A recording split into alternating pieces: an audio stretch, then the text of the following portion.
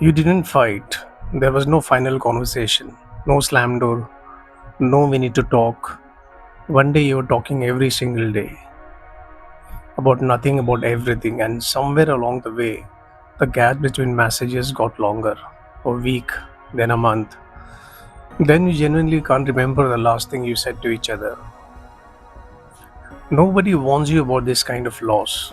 We are taught to grieve the breakups, the dramatic endings, the friendship that exploded in one terrible fight. But almost nobody talks about the friendship that don't end. They just stop. No closure, no villain, no clean reason. Just two people who used to know everything about each other, slowly becoming people who used to know everything about each other. It's strange how it happens, because in the beginning it never feels like something that could end. You have inside jokes, you know their order at the coffee shop, you have seen each other cry, seen each other at 2 a.m., seen each other before either of you learned how to perform being okay. It feels permanent. It feels like the kind of friendship that doesn't need maintenance, the kind that will always just be there. And then life happens. Not dramatically, just normally.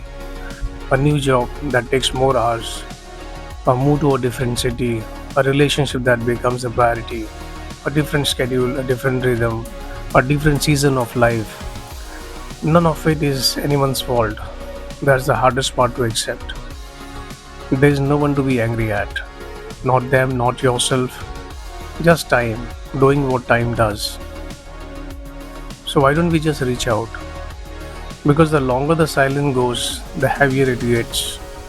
A week of silence feels easy to break. A year of silence feels like you need to explain the whole year. Apologize for something you can't quite name.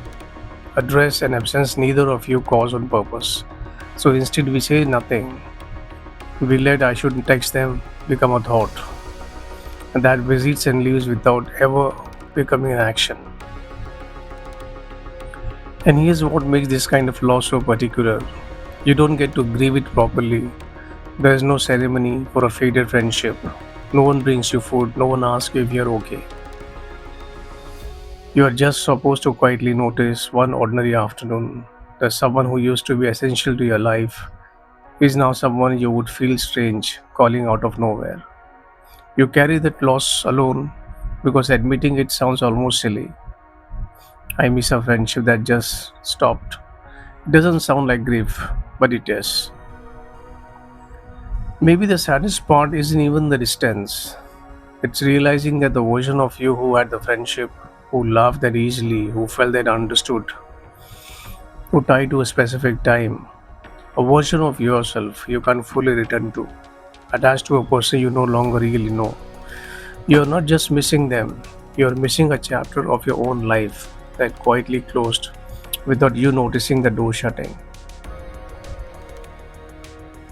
We like to believe that the people who matter will always find their way back to us, that real connection survives anything. But sometimes the truth is simpler and harder. People don't drift apart because the friendship was not real.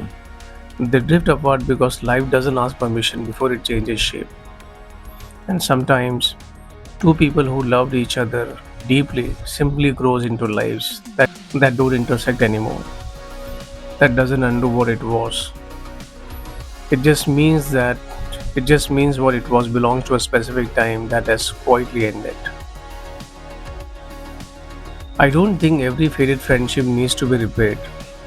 Some people were exactly right for a specific chapter of your life. And the kindest thing you can do is let the chapter be complete rather than forcing it to continue past its natural ending. But some friendships are worth one more try. Not a grand gesture, just a small, low stakes door left open. Thought of you today. Saw something that reminded me of us. It's been too long. How are you? Really? Not every message gets answered, but some do. And sometimes the friendship that survive the longest gaps becomes the ones you trust the most because you both showed up again after everything without needing a reason.